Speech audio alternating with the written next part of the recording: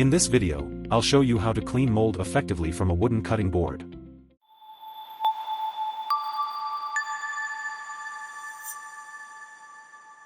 First, remove the hook from the cutting board.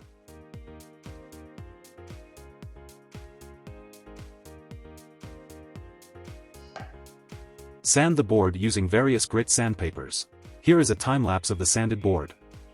Next, scrub the board using a steel scrub, with a mixture of salt, lemon, and water.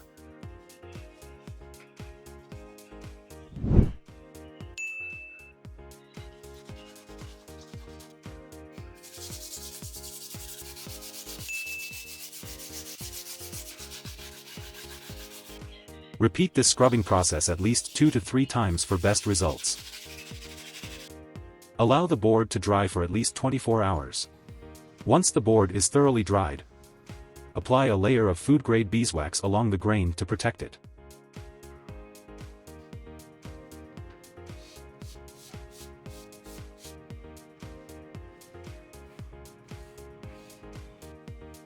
Let the board dry for another 24 hours. And there you have it.